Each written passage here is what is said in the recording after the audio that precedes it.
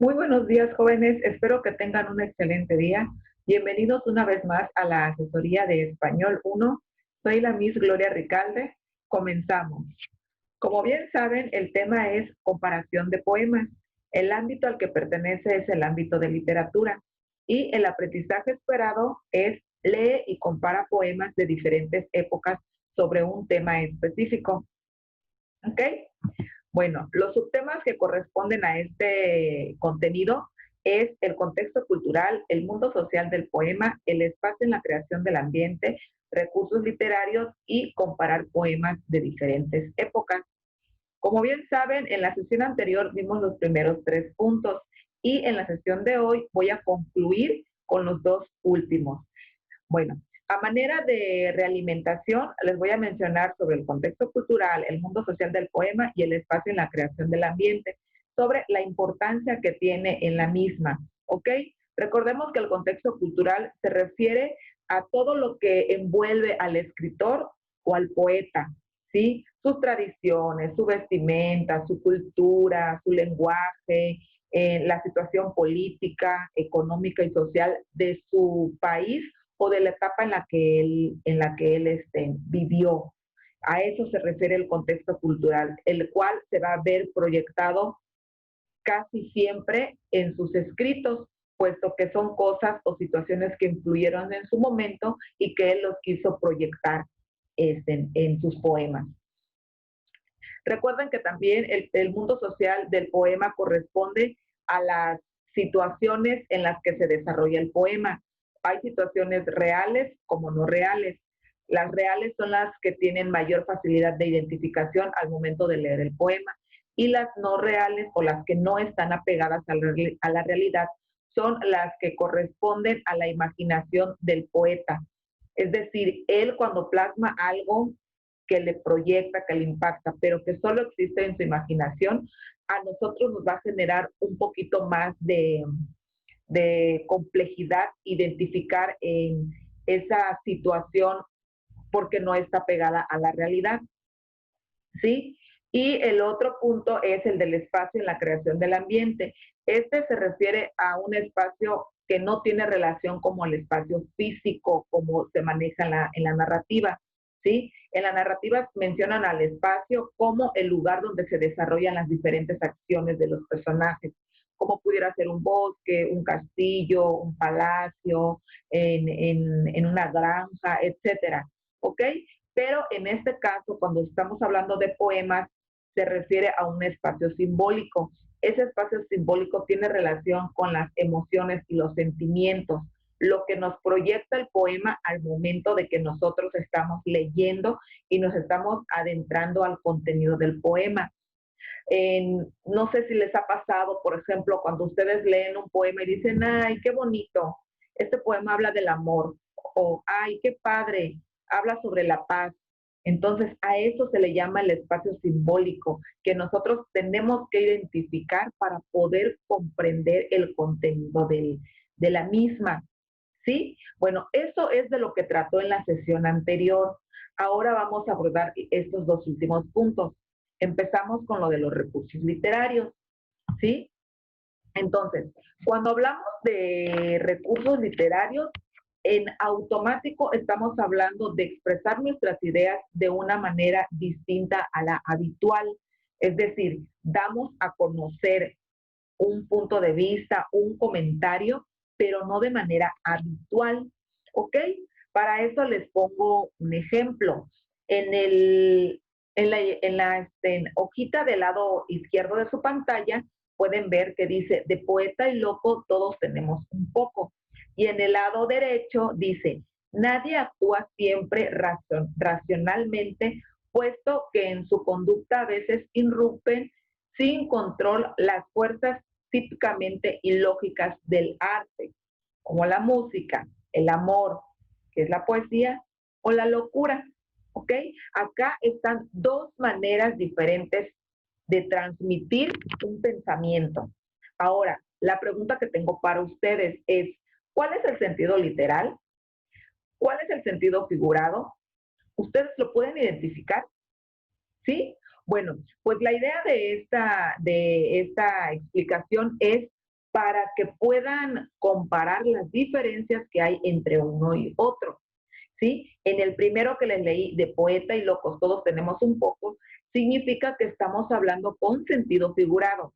Y cuando hablamos con sentido figurado, estamos haciendo uso de los recursos literarios, ¿sí? Que nos permiten embellecer la palabra.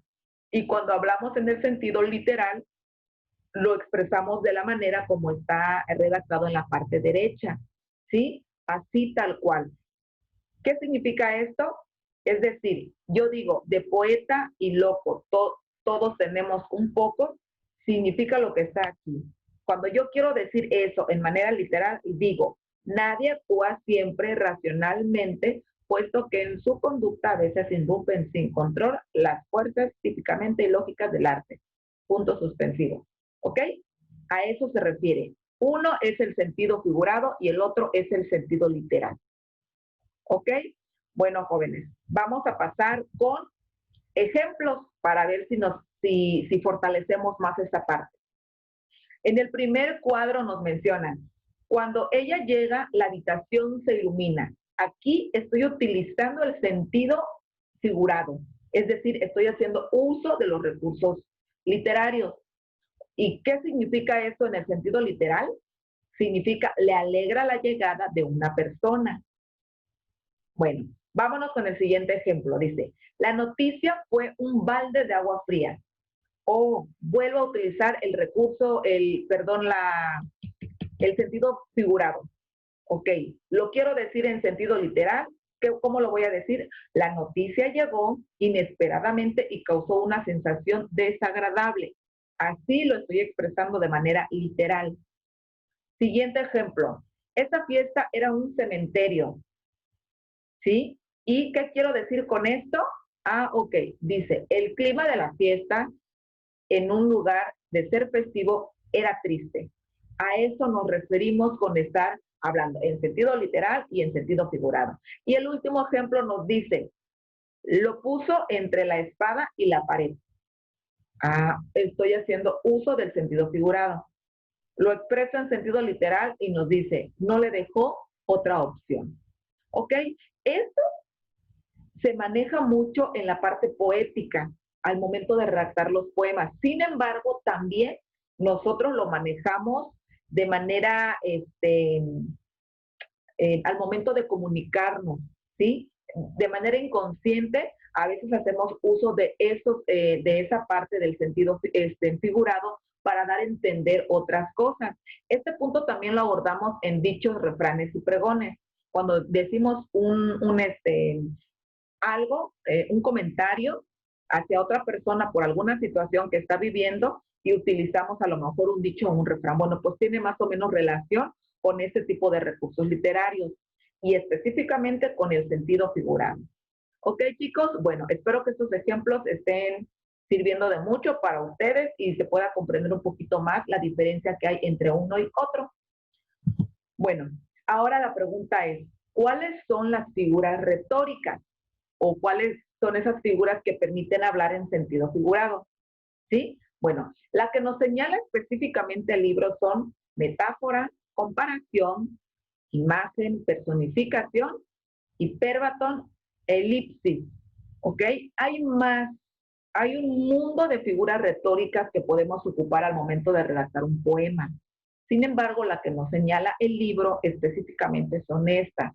¿Sí? Entonces, estas figuras retóricas sirven o les llaman recursos del lenguaje. ¿Por qué recursos del lenguaje? Porque nos permiten ocuparlos para embellecer nuestro poema, ¿sí? Para hacerlo más atractivo, para hacerlo más llamativo al momento de que el lector quiera leer el poema, ¿sí? Como se dice de manera coloquial, para que sea más llegador el poema, ¿sí? Más sentimental. Y estas figuras retóricas juegan un papel muy importante dentro de la redacción de los poemas, junto con los otros que les mencionaba, pero ahorita específicamente son estos nada más. ¿Ok? Bueno, ahora, ustedes se preguntarán también, pues, ¿qué es una metáfora, o qué es una comparación? O la personificación, no entiendo qué es. Bueno, pues ahorita en esta diapositiva que sigue les voy a poner ejemplos y les voy a explicar a qué se refiere cada uno de estos. ¿Ok? Bueno, en el primer ejemplo dice, metáfora, referirse a una cosa mencionando otra de forma poética. Ok, pero también nos menciona que relaciona un objeto con otra mediante una comparación implícita. ¿Qué es implícito? Que no se menciona de manera directa. Es decir, no está de manera específica la mención que hacen cada que ocupamos una metáfora. Y en el ejemplo nos dice, ese niño es la oveja negra de la familia. Tu voz es música para mis oídos. Tus palabras son perlas de sabiduría. Y el último dice, la risa es la mejor medicina. Ok, si pueden identificar que en estos 4 ejemplos no se dice nada de manera específica, significa que ya identificaron cómo es una metáfora. Ok, ahora, si no lo identificaron, ahorita les voy a explicar cómo lo podemos identificar. En el primero nos dice, ese niño es la oveja negra de la familia, lo menciona, pero no dice por qué. ¿Por qué es la oveja negra de la familia? Es decir, no está explícito, sino que lo dice de manera indirecta. Y luego dice, tu voz es música para mis oídos. ¿Por qué será? Una, a lo mejor porque le dice lo que quiere escuchar, o le está diciendo la verdad, o le dice palabras bonitas. Entonces, como no sabemos el motivo real, entonces se dice que está dando una información de manera implícita, ¿ok? No es directa. Luego te ponen el siguiente ejemplo. Tus palabras son perlas de sabiduría. ¿Por qué será que sus palabras son perlas de sabiduría? Como no lo sabemos, sigue siendo implícito y por eso pertenece a la metáfora. Luego, la risa es la mejor medicina. ¿Por qué? Porque nos evita la tristeza, nos evita la depresión, porque proyectamos que estamos bien. ¿Por qué será que la risa es la mejor medicina? ¿Ok? Entonces, como no sabemos el motivo de en ninguno de los 4 ejemplos, entonces significa que es una metáfora. ¿Sí? Ok, chicos, ahora nos pasamos al punto de la comparación, al tema de la comparación. Y dice que la comparación establece una relación entre 2 o más palabras en forma evidente o explícita. Y la palabra clave que se maneja en esa es la palabra cómo o cuál. Cuando ustedes estén leyendo una frase, un verso, e identifiquen la palabra cómo, en automático lo tienen que relacionar con una comparación. ¿Sí? Entonces, vamos con el ejemplo. Dice, sus ojos eran como 2 luceros que alumbraban mi camino. Aquí les están diciendo cómo eran específicamente esos ojos. Ok, bien sabemos que de manera en la poesía, los luceros alumbran o dan luz, ¿sí? Entonces, al momento de que nosotros decimos sus ojos eran como 2 luceros, ya lo estamos relacionando específicamente con algo. Y aquí es de manera explícita, ¿sí? Entonces significa que sus ojos reflejaban luz. En el siguiente dice, tus labios son suaves como pétalos de rosa. Ah, ok, como pétalos de rosa. Ya sabemos que los pétalos son suavecitos, ¿sí? Ya eso sí lo podemos identificar y te está haciendo específico, porque yo puedo decir, tus labios son suaves como la piel del durazno. Ah, que también es suavecito, o como la tela de seda. Yo ya estoy especificando que son suaves como algo, ¿sí? Entonces acá es de manera explícita. Y esa es la diferencia que hay entre metáfora y comparación, ¿sí? Entonces, en la metáfora es de manera implícita y en la comparación de manera explícita, ¿ok? Luego viene el tema de el hiperbatón, ¿sí? En el hiperbatón dice, no, perdón, viene el de la imagen, ¿sí? Viene el de la imagen. ¿Qué es la imagen? Dice que es una representación concreta de una situación abstracta a la que se le otorgan formas tangibles. Ok, vamos a hacerlo un poquito más específico, ¿sí? Una representación concreta, es decir, algo específico. que da de una situación abstracta. Abstracta o abstracto es algo que no se puede ver ni tocar, pero sí se puede sentir. Y algo tangible. ¿Cuál es lo tangible? Lo que sí podemos tocar y lo que podemos ver, ¿sí? Ejemplo, acá en la imagen les tengo puesto, amo su rubia cabellera. En este caso, la parte abstracta es el sentimiento, amo. Ese sentimiento no lo podemos ver y no lo podemos tocar, pero sí lo podemos sentir y lo relaciona con algo concreto o con algo tangible, como es una rubia cabellera. Eso sí lo podemos ver y sí lo podemos tocar, ¿sí? Entonces podemos relacionar, se puede relacionar esas dos partes. Entonces cuando se relaciona, se dice que es una imagen. Por eso este punto es una imagen, porque relaciona ambos conceptos que les mencioné, lo abstracto y lo tangible. Ok, chicos, espero que esté quedando claro esta explicación para que yo dé paso a lo de la personificación. Sí, la personificación dice que es la atribución de cualidades humanas a seres irracionales, ¿sí? O a objetos inanimados. ¿Ok? Bueno, cuando se dice a seres irracionales, son los que pues tienen vida, pero no tienen raciocinio. ¿Ok? Por ejemplo, como un árbol, una flor, una planta, un animal, etcétera, que no razonan. ¿Ok? Objetos inanimados, una mesa, una silla, etcétera. ¿Ok? Entonces, a eso se refiere la personificación. El ejemplo que está aquí en la pantalla es el viento rugía con fuerza. ¿Ok? ¿Qué le estoy atribuyendo al viento? ¿Sí? El viento le estoy atribuyendo una cualidad. ¿Sí? Rugía. El viento no ruge. El viento, si bien tiene fuerza o va con mucha intensidad, pero no ruge. Pero le estamos atribuyendo algo, por eso es una personificación. Y después nos dice, la escuela estaba triste sin niños en el patio. ¿Ok? La escuela no tiene sentimientos. ¿Sí? Si bien está vacía, si bien no hay alumnos, pero no puede estar triste. ¿Ok? Entonces también eso corresponde a la personificación, porque la escuela no tiene sentimientos. Y por último viene el hiperbatón. ¿Sí? El hiperbatón consiste en la alteración del orden tradicional de la oración. Consiste en consiste en la alteración del orden tradicional de la oración. Y acá también les pongo el ejemplo. Dice, volverán las golondrinas en tu balcón sus nidos a colgar. ¿Ok? Podría decir ustedes, es que no tiene sentido esta oración, no, nada. ¿Ok? Esa es la función del hiperbatón, alterar el orden, ¿sí? De la oración.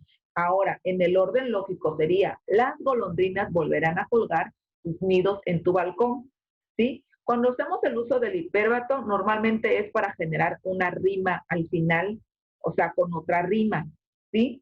Y eso pues nos da licencia para poder conseguir un verso con rima, para conseguir también la métrica, etcétera. Son por muchas razones por el cual se utilizan el hiperbatón. Bueno, y acá no tengo la elipsis, pero la elipsis se trata de omitir, es decir, quitar una palabra que a lo mejor está de más y que no altera el contenido del poema. Y podemos sustituir esa palabra con una coma, con un punto. ¿Ok? A esa es la función de la elipsis. Bueno, espero que esté quedando claro estos ejemplos que les acabo de poner con relación a los recursos literarios, porque son muy importantes al momento de redactar nuestros poemas. Bueno, ahora, más adelante vamos a analizar un poema muy bonito de Jorge Luis Borges, pero ustedes se preguntarán, ¿y quién es este señor? ¿Sí? O sea, ¿quién es?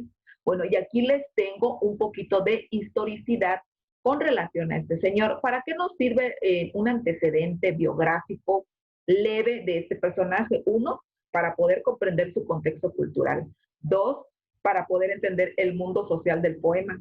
Tres, también poderlo relacionar con el tercer punto que yo les había mencionado, que es el espacio en la creación del ambiente. ¿Ok? Bueno, Jorge Luis Borges fue un escritor nacido en Buenos Aires, Argentina. ¿Sí? Él nació en 1899 y fallece en 1986. Es decir, ya tiene 34 años aproximadamente de fallecido. Sin embargo, hasta el día de hoy sigue impactando con sus escritos. Él tiene uno que a mí me encanta en lo particular porque habla de cosas muy bonitas, que es la que voy a proyectar en la siguiente diapositiva. En el primero dice, en esta información dice que sus inicios en sus primeras letras, se inició en sus primeras letras en Argentina y continuó sus estudios en Suiza. Vivió temporalmente en España, donde se relacionó con escritores altruistas. Esos escritores se basaban específicamente en los movimientos literarios que propugnaban la ruptura con el pasado, es decir, motivaban a romper con el pasado y motivaban a hacer textos con una expresión con abundancia en las metáforas.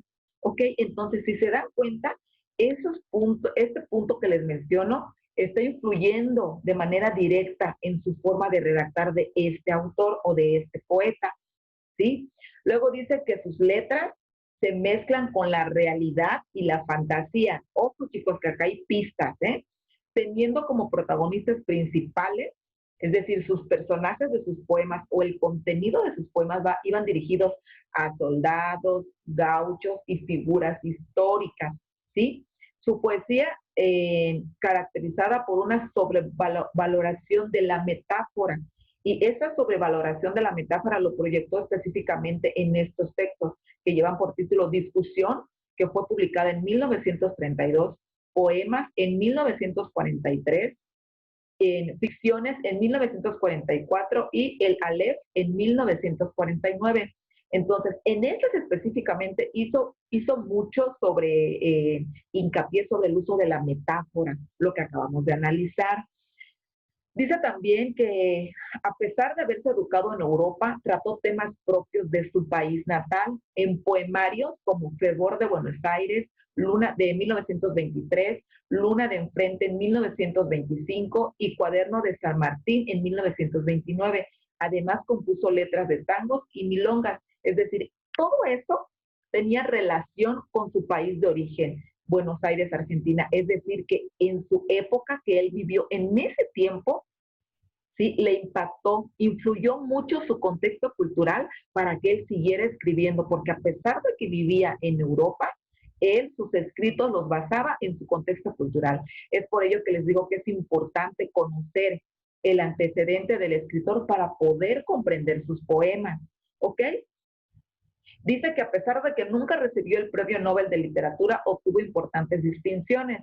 También dentro de la biografía que investigué de él, decía que no se le otorgó el Premio Nobel de Literatura porque él era opositor de la política de su época. Y dice que eso influyó para que él no tuviera ese premio tan importante por sus escritos. Sin embargo, obtuvo muchos otros que también son significativos para él. Bueno, al final murió en Ginebra, Suiza, el 14 de junio de 1986 a causa de un cáncer hepático. Bueno, esa enfermedad pues se lo llevó en ese año y pues nos queda nada más pues seguir valorando y apreciando todos sus escritos que él redactó. Ok, bueno, a continuación vamos a checar, a leer este poema que lleva por título Instantes, autor Jorge Luis Borges. Ok, bueno, el poema va así. Dice, si pudiera vivir nuevamente mi vida, en la próxima trataría de cometer más errores. No intentaría ser tan perfecto, me relajaría más. Sería más tonto de lo que he sido. De hecho, tomaría muy pocas cosas con seriedad. Sería menos higiénico, correría más riesgos, haría más viajes. Contemplaría más atardeceres, subiría más montañas, nadaría más ríos. Iría a más lugares a donde nunca he ido. Comería más helados y menos habas. Tendría más problemas reales y menos imaginarios.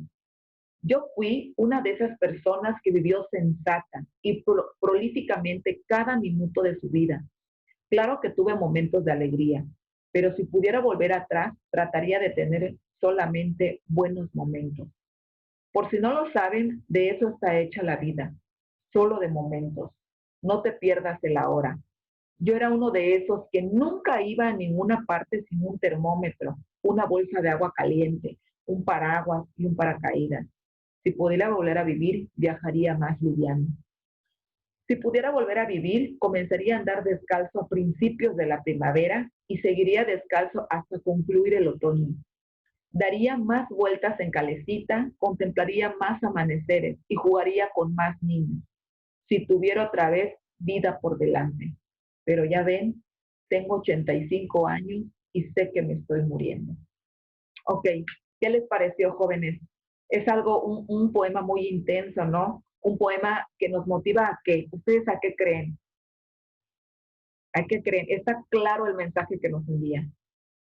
Ok, si están pensando lo mismo que yo, sí, chicos, nos motiva o nos invita a disfrutar la vida con todo lo que convenga, ¿sí? Si solo tengo esto para vivir, lo tengo que aprovechar al máximo, me tengo que dejar de preocupar, ¿sí? Porque si no tiene solución, ¿para qué me preocupo? Y si tiene solución, igual, ¿para qué me preocupo, no? Yo vivo la vida, trato de ser mejor persona, trato de ser feliz, de no preocuparme por cosas que no tienen sentido, etcétera. ¿Ok? Ese es el mensaje que nos da Jorge Luis Borges y lo titula Instantes. Ahora, ¿ustedes con qué otro poema consideran que lo pueden comparar? Recuérdense que el aprendizaje esperado de este poema es ese, comparar un poema con otro que hable del mismo tema, ¿sí? Esa es la idea. Pero ahora aquí yo les preguntaría, ¿cuál es su contexto cultural de este poema? ¿Será que al poeta, a Jorge Luis Borges, le vivió tan estricto que le impactó tanto que en esos momentos de su vida lo decidió escribir? ¿O quizás vio cómo vivió su papá y le impactó tanto cómo era tan rígido con sus cosas que decidió escribirlo? Entonces, ahora, ¿cuál es el mundo social del poema? ¿Son situaciones reales o no reales?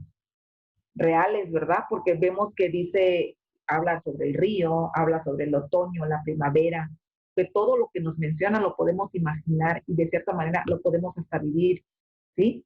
Ok, ahora, ¿cuál es el mundo? Perdón, el punto simbólico. ¿Cuál es el espacio simbólico que nos menciona aquí el autor? ¿Mm? ¿Sobre qué trata? ¿Sobre el amor? ¿Sobre la amistad? ¿Sobre qué? Lo acabo de mencionar, es sobre la vida, ¿sí? Este autor nos refleja sobre la vida. Ahora, ¿cuáles recursos literarios crees que manejó? ¿Creen que aquí hay metáfora? ¿Creen que hay hiperbatón? ¿Creen que hay comparación? A ver, ustedes díganme. Y acá, y esa es la manera en cómo nosotros debemos de analizar un poema. Así como se los estoy mencionando, también hay otras muy diferentes de analizar el poema, ¿ok? Pero siempre que lo tenemos que analizar, tenemos que fortalecer la parte reflexiva y por ende la parte analítica para poder identificar lo que nos están preguntando. Y se los digo y se los puse de ejemplo porque ustedes van a analizar un poema que está en su libro, ¿ok? Bueno, con este poema y con este ejemplo cierro el contenido en cuanto a los puntos que engloban el tema general que es comparar un poema, ¿sí? Con esto cierro. Espero, chicos, que les haya quedado muy claro, espero que haya sido yo muy específica con todo lo que yo les mencioné y que les sirva para fortalecer sus actividades, ¿ok? Bueno, a continuación ahorita les voy a presentar la actividad. Dice, subtema, el espacio en la creación del ambiente. ¿Cuál es la instrucción? Dice, analiza el poema El cazador en el bosque de Pablo Neruda de la página 121 y contesta en el cuaderno las siguientes preguntas. Es decir, ustedes van a analizar ese poema de la página 121 y van a contestar esas preguntas de qué trata el poema y lo van a explicar ahí tal cual. ¿Cómo o cuál es el espacio simbólico? Lo que ya les expliqué. ¿Cómo es el ambiente en la segunda estrofa del poema? Solo en la segunda estrofa. ¿Qué efecto te produce a ti como lector? ¿Qué sentiste? ¿Sí? Después les pide, describe cuál es el mundo social en el que se desarrolla el poema. ¿Ok? También ese punto ya lo expliqué. El poema utiliza elementos reales o imaginarios. Subrayan el poema de la página 121, la metáfora y la personificación y escríbelos en tu cuaderno. Ojo, aquí yo ya les di una pista de que existe la metáfora y la personificación en el poema. Ustedes nada más lo tienen que identificar, lo subrayan con marcatexto y escriben cuáles son en su cuaderno abajo de sus preguntas que van a contestar. Y también pongo como nota, puedes pedir ayuda a algún compañero si no cuentas con el libro y hacerlo de nota, ¿ok? Que les dicen, oh, compañero, pásame la foto de la actividad, se lo mandan vía WhatsApp o como ustedes tengan comunicación o como la tengan la posibilidad y para que pues, y ya pueden hacer la tarea que les estoy asignando. ¿Ok? Espero que pongan en práctica sus habilidades y todo lo que yo les mencioné ahorita en esta asesoría. Bueno, chicos, me despido de ustedes. Espero que se encuentren muy bien. Les mando un saludo con mucho cariño y nos vemos la próxima asesoría con un tema nuevo, con contenidos nuevos. Y ya saben, estoy para apoyarlos. Ya saben cuál es mi correo. Cualquier duda por ahí me pueden contactar y yo con mucho gusto estoy para servirles. Quedo a la orden y nos vemos pronto, jóvenes. Muchísimas gracias.